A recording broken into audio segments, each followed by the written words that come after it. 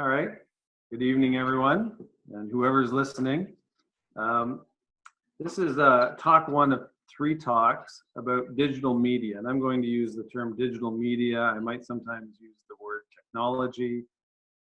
It's all about TV, internet, the World Wide Web, the devices that deliver all that content. And this is talk one, and it's about the world that we live in.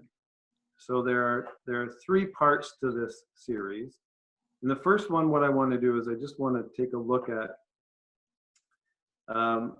just the facts, the trends. Where are we in the world? What's happening in the world? And then think about that as Bible believers and ask ourselves, how do we approach this? How do we tackle this new trend, this growing trend? And how do we deal with it in our families and as individuals and in our relationships? And I want to start just by saying why I sort of got into this topic and why I started really becoming, involved in it and passionate about it and thinking about it and reading and researching it a lot. And I'm a teacher. I teach in an elementary school. And so for the past 20 years, I've been seeing just this growing change in the students in attention span, and some of the things they're talking about, and some of their behaviors, and anxiety that is going up, and in depression. Kids who are, very depressed at very young ages, and you're just wondering what's changed, what's different from when I started 20 years ago. And if somebody's been teaching longer, they would probably see even more changes. So part of it was that, what's going on with kids, but not only kids, looking around at friends and family and members in the church and in my own life and saying, there are certain challenges that weren't there, a couple decades ago that are there now, and they're ever present, and they're strong challenges that we have to face. And I think they can challenge us as Bible believers.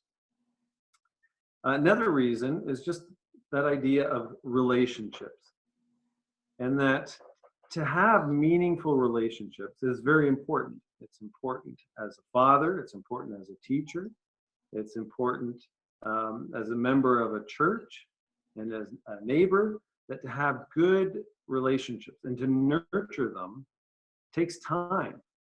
And it seems like, even though we're supposed to have just countless amounts of extra time on our hands, it seems to be being consumed. At the end of the day, we're sitting there, where did all the time go?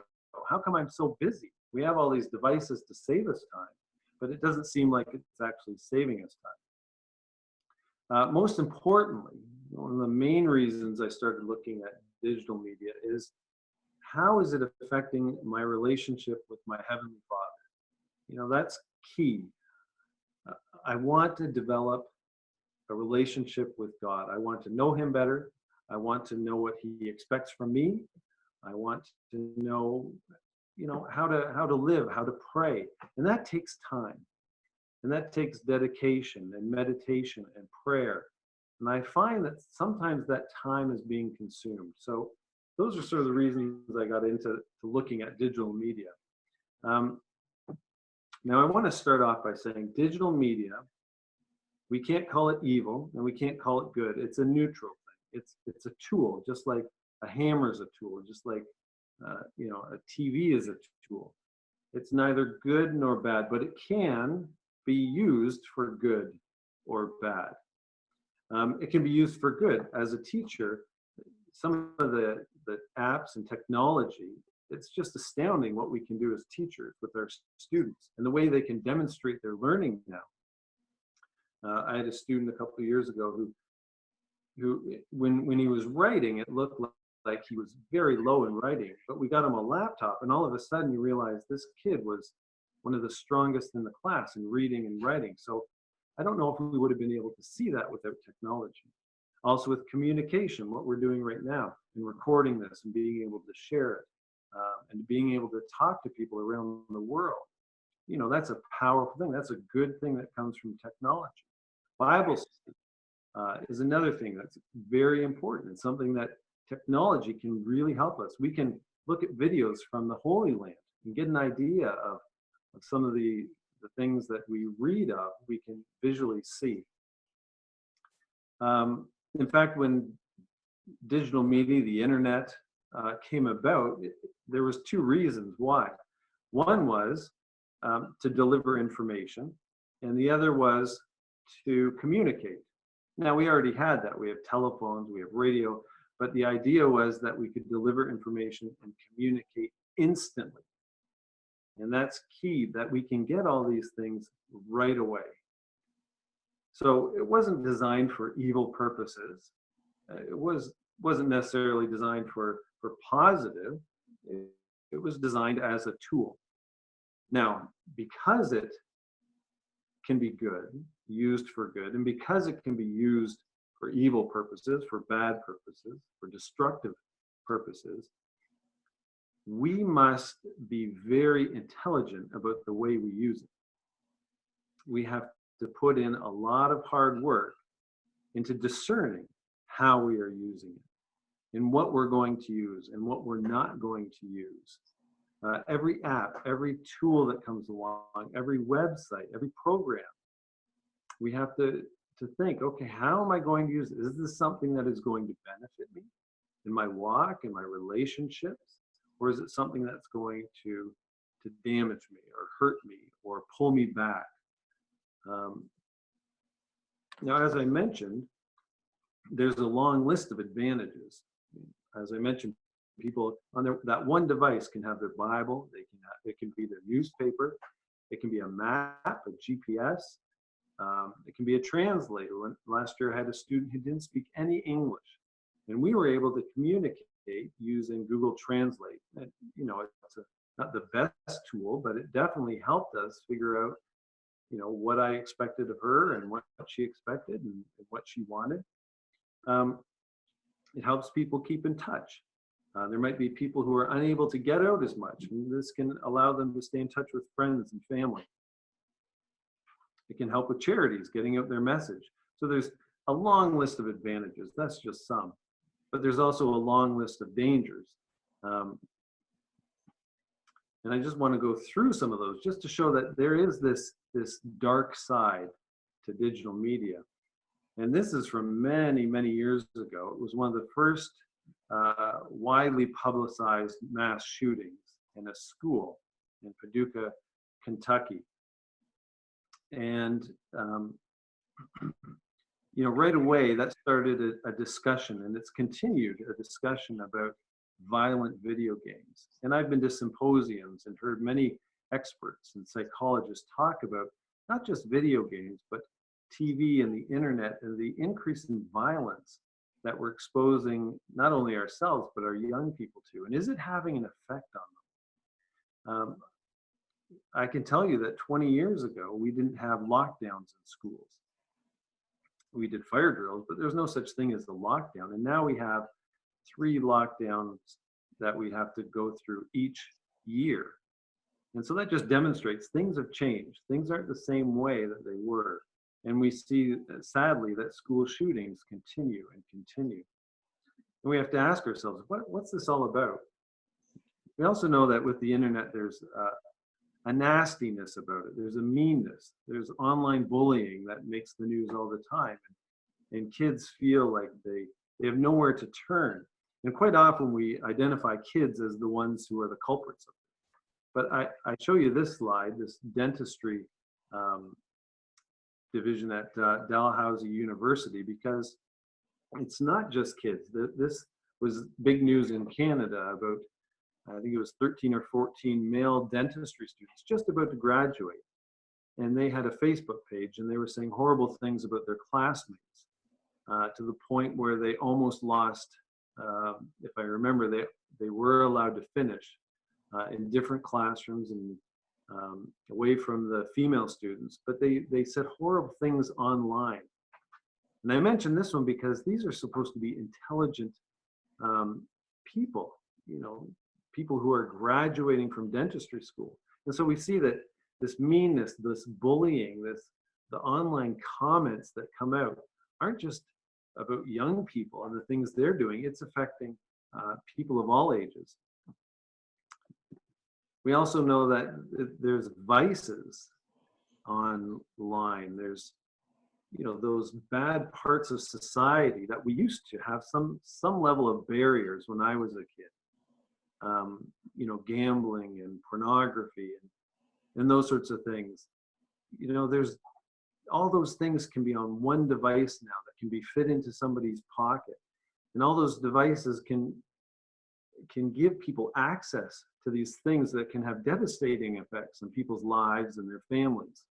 And so we're seeing more and more problems with people getting in trouble with these vices. We're getting new phrases and people doing things that normally they would never do. You know, this idea of sexting and people putting things online that, you know, face to face nobody would ever do, and they'd never say certain things. I remember hearing one expert trying to talk to young people and telling them, everything you put on, you have to remember is public and that it's permanent. And people just don't seem to get that. They say things and do things in their own home, maybe in their own bedroom. And they don't realize that once they put it on, it's public and it's permanent. And careers have been destroyed and lives have been destroyed because of this online behavior. And of course, the news also has stories about predators online, you know, looking for young victims. And this was just one example of this young man using this app called Kik, the social networking app, and luring away this poor young lady. And there's other stories. There's stories about texting and driving and scams online and elderly being ripped off out of their savings and identity thefts. And it just continues on and on. So we can see that there is a long list of dangers with online activity and the digital media. And it seems to be, when you talk to, you know, myself, I feel this way, and I've read some books, and you talk to people, and they compare it to sort of a runaway train, you know, this tsunami that you can't keep ahead of, and you know it's coming, and it's swallowing people up, and it's you know, exposing us to all these troubles, and we're trying to harness it, we're trying to understand it and make it so we can use it for the good reasons, but not be caught up with all the negative effects. And so lawmakers and police and psychologists, medical practitioners, educators, parents, they're all trying to figure out, how do we use this tool that can be so good, but also keep away all those negative parts, and we're having a hard time with that. One reason is the rate of adaptation.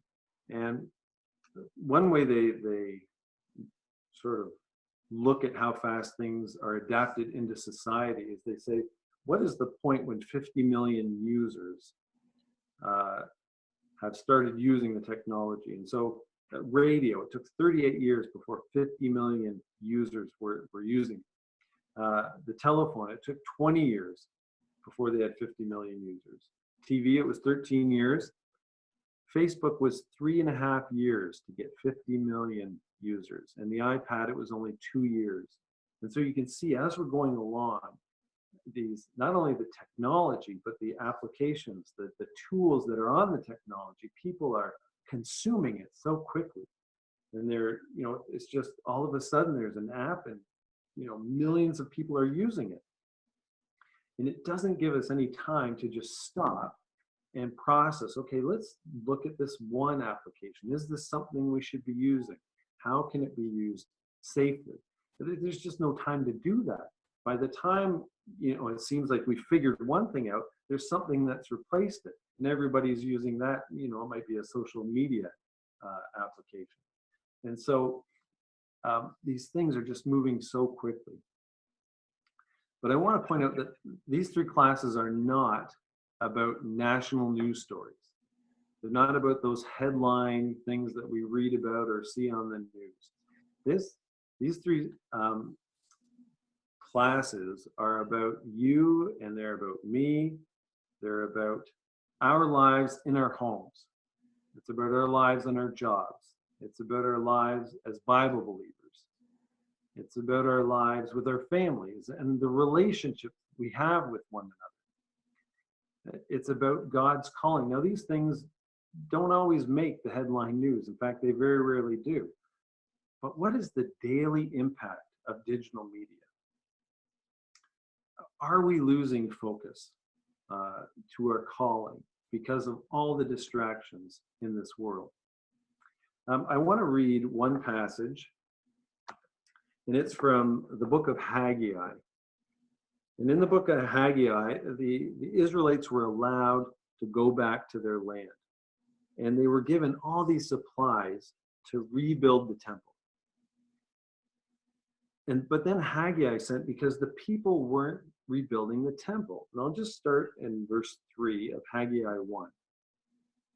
It says, "Then the word of the Lord came by Haggai the prophet, saying, Is it time for you yourselves to dwell in your paneled houses, and this temple to lie in ruins? Now therefore, thus says the Lord of hosts, consider your ways." That's key. He's asking them, consider your ways. You were sent back, you had supplies to build the temple so that you could serve God. And you're living in your paneled houses. They had taken a lot of the supplies and were distracted and decided to make their homes better and their lives better. And the comparison is we're supposed to be building a temple. We're supposed to be a temple, serving God. And we have to stop and consider our ways. Are we becoming distracted by the things around us, by digital media and the things it's presenting to us?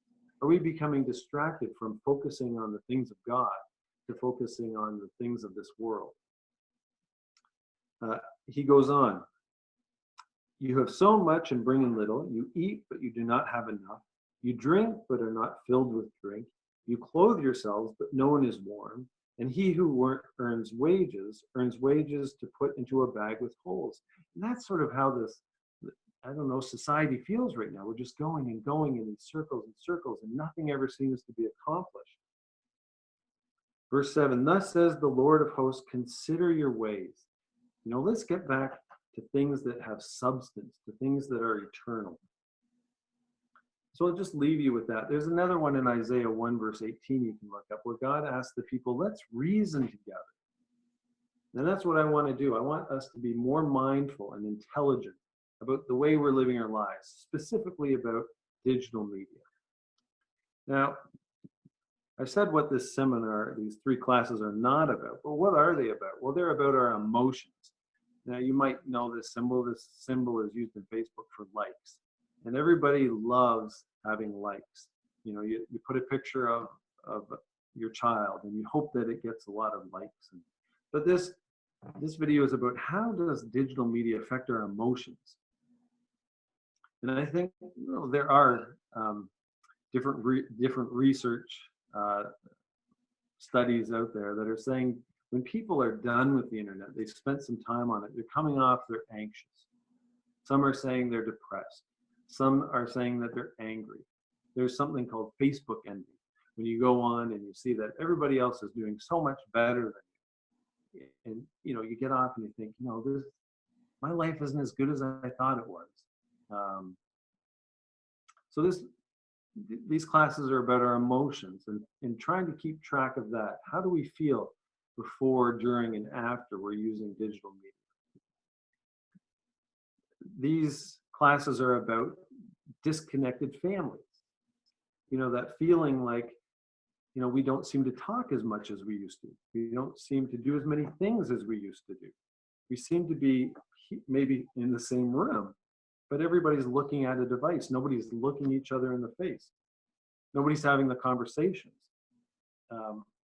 So it's about families and making sure that we don't become disconnected. It's about our use of time. We only have so much time in a day. We only have so much time in our lives. And how much time are we just throwing away? Time that, is so valuable, and we all recognize it. at the end of the day, do we look back and say, man, I wasted so much time? What was I doing online for 2, 3 hours? And the fear is we'll get to the end of our life. And I know no one is going to say at the end of their life, I wish I had spent a few more hours, surfing Facebook or visiting that or looking at another video or whatever it might be. This seminar is also about imagery, and really stopping and thinking about what am I exposing myself to? What am I exposing my children to? What is the effect on my family? Kids are being bombarded with images that are asking them, demanding of them that they grow up faster than they should. I see it in the school, and it's refreshing whenever you get a grade 6 girl who's actually acting like a grade 6 girl, and they're not being sort of pushed to grow up too fast. And it's all these little things. It's the emotions, it's the disconnected families, it's the use of time or the misuse of time. It's this imagery that is constantly poured into our minds, and all these little things add up to big things. Ultimately, I want this seminar to be, sort of reflected in this picture that, here's this little boy, and you can tell that he was on his device. He wasn't paying attention to the baseball game, and the bat came flying into the stands. And fortunately, his father was paying attention and was able to, quite possibly save his life. Maybe we can save one another from a disaster by sort of lifting our head, stopping what we're doing, and just assessing our lives and assessing our use of this very powerful digital media. So here's a quote that I came across. It says, humans, their institutions and their norms never adapt to changed circumstances as quickly as the technology advances, and often do not respond even to the obvious pressing problems until after catastrophe occurs. Technology is moving so quickly, and there's so many different aspects to it. It's sad that we as humans don't sort of get out in front of it. We wait until there are disasters happening, and then we say, oh no, what are we going to do? And that's what these two people at the Pew Research Center are saying. It's important, it's almost vital that we stop. Rather than responding after the catastrophe occurs, let's see if we can do something before the catastrophe occurs. An example would be texting and driving. Texting is just this wonderful tool that everyone can use. And then there's all these accidents and kids walking across streets when they're texting and getting hit by cars and traffic accidents. And then they're like, oh, there's this catastrophe up there we never thought of. And now we're trying to clean up the mess and get everyone's behavior in line. So these classes are about, class number 1, we're just going to look at the facts, the trends, what's going on in this world. In class number 2, we're going to look at what does it look like? What does it feel like when digital media is in control, or when we've allowed digital media in our lives to get out of control? In the context of God's expectations of us. We've been called by God. We consider ourselves Bible students. What happens when we allow digital media to just run rampant in our lives? The third class is going to be about what it looks like and feels like and sounds like when you're in control, when you're able to discern and say, this is a good tool and I will use it, and this is how much time, and this is where. And so that'll be class number 3. So this one, I gave it the title, Our New Family Member, because that's really what it is. We've invited technology into our homes. We've invited this device into our family rooms, into our kitchens, into our bedrooms, our cars. We take them on vacation with us. Most of our leisure time is given to these new family members. They've been called friends. They've been called babysitters. They've been called the other parent. And really, a lot of people describe it as if they have a relationship with their device, whether it's an iPad or a smartphone. It's like they have a relationship with it. And so it really has become a family member. Now we have to ask ourselves, what is this family member bringing into our family? I just want to give you some quotes just to give us an idea of what people are saying and what they have been saying about computers and the World Wide Web and all these things. The first one is from Steve Jobs. And he said this right when he started his computer company. And most computers at the time were just in businesses. They were big, they were clunky. And he was starting to build these personal home computers. And people were questioning him. They said, really, are people going to start buying these?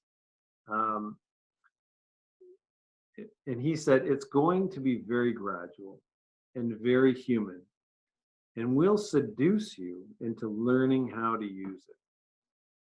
And so you can actually go online and you can see that little interview. They have the news clip. I think it's on YouTube. But just keep those words in mind. It's going to be very gradual and very human, and they're going to seduce us into learning how to use it. This one is from Nicholas Carr. He wrote the book, The Shallows. I think the subtitle is How the Internet Makes Us Stupid. And he wrote, the seductions of technology are hard to resist. And he is absolutely right about that.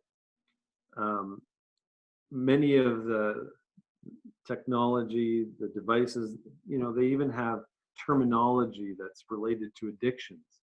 I want to get my smartphone fix, or the BlackBerry was called the Crackberry.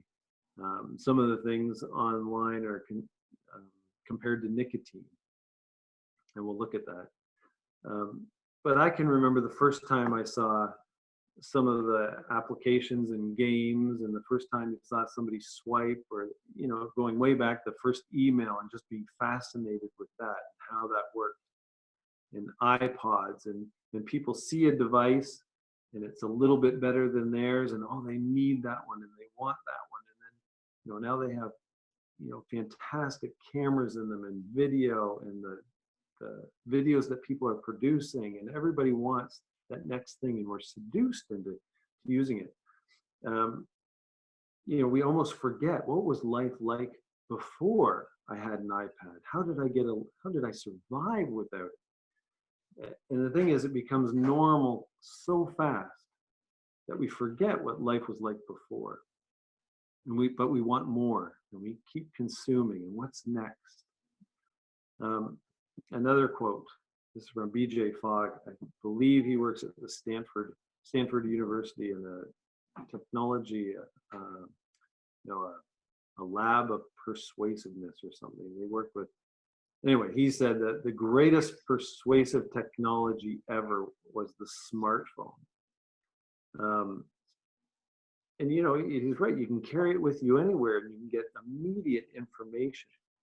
And you think about it, if you're a marketer and you want to sell things, what a fantastic tool. Or if you're a politician, somebody trying to get out an idea, and people are carrying around these devices, it's just fantastic for persuading people to think and buy and do the things you want them to.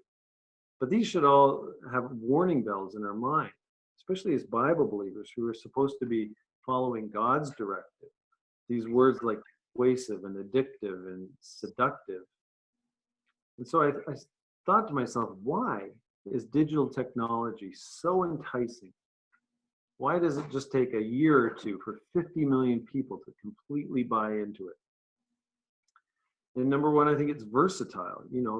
There's an app for just about anything.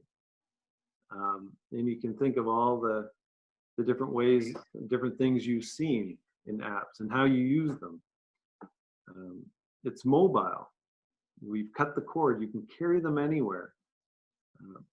I know that when I was a kid, when I was at school, I had to sort of play that part and be that student and try to be cool and all those things. But when I came home, I was away from that. I was able to, in a sense, cut myself off from school so I could just be myself and be relaxed. That's not there anymore. There's that constant connection. That people have that device with them all the time. And you can think about people at work as well. They used to sort of cut the cord when they left work. They were at home, and now it's this constant connection. It's also interactive. We get to swipe, we get to click things, we get to shake things. We get to sort of go where we want on those phones, and there's different pages and things we can do. So it's very interactive, and many games are on there. The content, we can consume so much content, and if we ever have a question, I forget what the days were like when you had a question and you had to wait for the answer. You had to get an encyclopedia, or you just wondered, my goodness, maybe someday I'll come across somebody who knows the answer. Now the content's there. We can find out the answers for anything. So we can consume, we can create, we can share just about anything. And it's immediate. The weather, the news, the scores, if you want it, it's right there. So that's why I think it's so enticing. It has so many things that are desirable about it. But I read this quote. It said, stimulation and hyperconnectivity and interactivity is like chocolate to the brain. It just sort of gets us going and gets our brains so active. And we tend to forget that sometimes our brains need some time off to just relax. So let's look at some of the trends in digital technology and in social media. And most of these are from the Pew Research Center. They do a lot of obvious research, but dealing with technology and in the time that people spend with technology and what's increasing in usage and what's decreasing. Another one is the Kaiser family. They do a lot of research as well. So cell phone ownership has risen from 65% in 2004 to 92% in 2015. In fact, I read a stat that said, this was 2013, it said there were 6.8 billion cell phones out there. Now, I'm sure many of them weren't working anymore, and some people have more than one. I also read that in Kenya that a person is more likely to own a cell phone than a toothbrush, or own more cell phones than toothbrushes. And not just the cell phone ownership has gone up, but the amount of money that people are spending to have that connectivity with other people. In Canada, the average family cost is $250 a month. And so we're not just spending our time on these things, we're spending a lot of our money and our resources on them as well. Smartphone ownership has risen from 35% in 2011 to 68% in 2015. Now for 18 to 29-year-olds, it's much higher, it's 86%. But smartphones, obviously, and you don't have to go far to see somebody using one, it's becoming omnipresent. They're just everywhere. Tablet ownership has risen from 3% in 2010 to 45% in 2015. And social media usage has gone up from 2005 to 2015. And you can see it's right across all the different age groups. And so this is becoming one of the main ways we communicate with one another and we interact with one another. And the question is, at what cost? At what point are we going to say, it's already starting to happen, but where people are saying, I'd rather communicate with people through a screen than face to face. That's their preferred way. They say it's much less threatening. It's more predictable. But I would argue that it's much less rewarding. But anyway, these are the trends that we're seeing. In 2012, it said there was 637 Instagrams per second. Now that's 2012. That's 4 years ago. I'd be interested to see what it is now. And 1 trillion Google searches. I forget whether that was a day. I need to check that. But you can just see that people are going to their devices for answers to questions, to communicate with one another. People are seeing them as indispensable. So here you can see from this chart that the mobile phone is right up there with, it's as important to people as a car, as deodorant, as a just a little bit under a toothbrush. It's more important than coffee, more important than television. So you can see it's becoming an indispensable part of people's lives.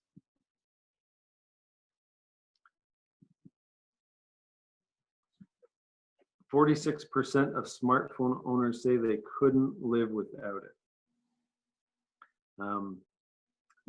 I read that 1 in every 4 people use their phone as a way to deal with stress. So you can just see that these devices are becoming a very important part of people's lives. And this is an interesting stat. 46% of owners say they couldn't live without it. And yet, 20 years ago, everyone had to live without them because they weren't around. Here's another one. Using your phone to avoid boredom. 93% of 18 to 29-year-olds, rather than have any sense of boredom, they'll reach for their phone at any time. So it can be a car ride, it can be walking down the street, it can be sitting in a doctor's office or waiting, perhaps even in class. And I find this one a bit disturbing because in boredom, in those times that are quiet, there's not a lot of activity, you're by yourself, those are the best times for prayer. They're the best times to meditate on God's word. They're the best times to just be with your own thoughts and to stop and think about things and to assess your life and your relationships. And people are becoming more and more afraid of that quiet, solitary time. And I think that that's one that, although we're just looking at trends right now, I think that's one that can be damaging for people. 65% of all adults and 90% of 18 to 29-year-olds have said they've slept with their phone. And so this gets to that idea of that fear of missing out. They have to be connected all the time. What effect does that have when somebody is just that engaged in everybody else's life all the time? They can't even just put it down and have a good night's sleep. 67% of cell phone users check for calls, texts, or messages even without a ringing or a vibration. So it hasn't even notified them that there's a call and they have to check. A lot of this does have similarities to addictions. This desire for that hit of excitement or whatever it is when they get that call. When you add up all these different things, the use of cell phones and smartphones and communicating with one another through social media and people using it for stress and they can't be bored without it and they sleep with it. This is from the Nielsen's Total Audience Report. The average adult spends 10 hours and 52 minutes consuming electronic media each day. 10 hours and 52 minutes. That's an astounding number. And most studies will say somewhere between 7 and 10 hours. Some people say, I think it's 20% of Americans say that they're almost constantly online, almost constantly. And so you have to ask yourself, at what expense? Who is missing out?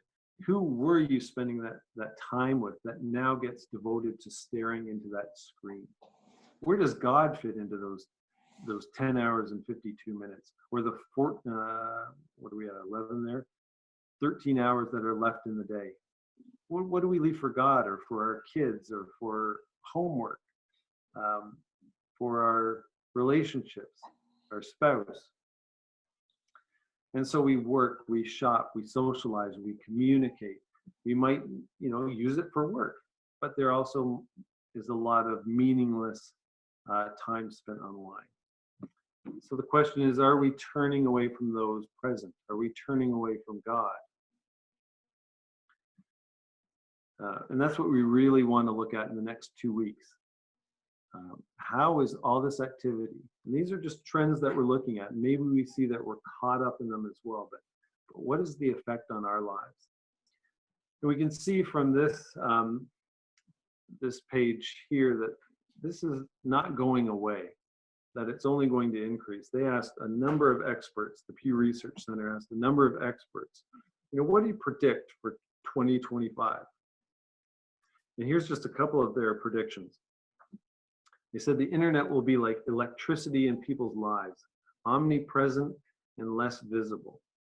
So it's just going to be around. People are just going to expect it, like you expect when you go somewhere that you can turn on the lights, that you'll have energy there that you can use. The internet will just be there. The ability to access people and bank accounts will just be there all the time. Fundamental human activities, things like learning, thinking, working, and being present with others will be transformed by these changes. Now, they don't say that whether that's positive or negative. They're just saying that these things are going to change. And so we have to think about, as these things start to change, as we sit down in restaurants and notice people not talking to each other and just staring into their phones, are these positive changes or are they negative changes? What are we losing when we go down this road? They also said that privacy, we'll lose more and more of our privacy, 1 degree at a time, until none is left. And a lot of this privacy we're just handing over, to get that, to enter that contest or to get that free app or whatever it might be. We are just handing over everything about us.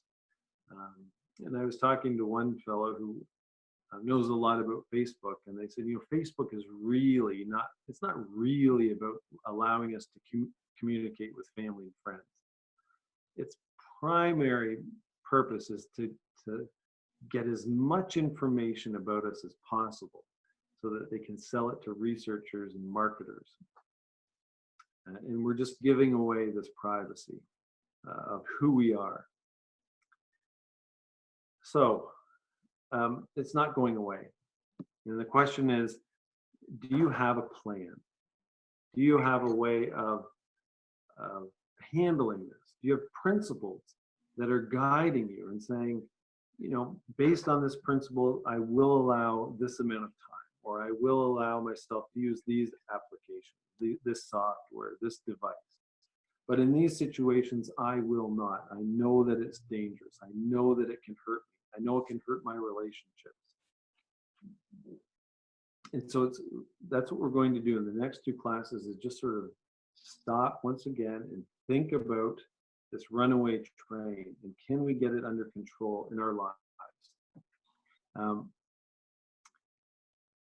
I've mentioned before that digital media, we can't really rely on anyone else. We can't rely on the government at this point to step in and say, we're going to set up some laws to really protect our children and what they're viewing, or expect them to come up with laws to respect the family home and the commercialization of children. And we can't ask the people who are going to be creating these devices to say, you know what, we're going to stop creating so many devices, or we'll limit how long people can use them. And the people coming up with the games and applications, they're not going to stop. They all have businesses to run, and they have their goals that they're going to meet.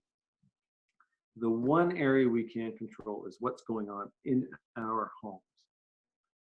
And so we have to stop and think, okay, what is going on inside my house? And what am I going to allow, and what am I not going to allow? With every tool, there are advantages, as we've mentioned, and there are costs. And so we have to ask ourselves, what are we gaining? what have we gained and how can that help us? But also ask, what are we losing? And is it worth it? So next week, we're going to look at the costs. What happens when digital media is in the driver's seat? And why we as Bible believers should be concerned, and why we should develop a plan and a set of principles to guide us. So over the next, before you watch the next one, I would suggest to observe what's going on around you and stop and think about your own usage. Think about what you see around you. Think about the costs to your life, to your life as a Bible believer, but also your life with your spouse, your kids. And so that's the end. Thank you for listening, and that's all.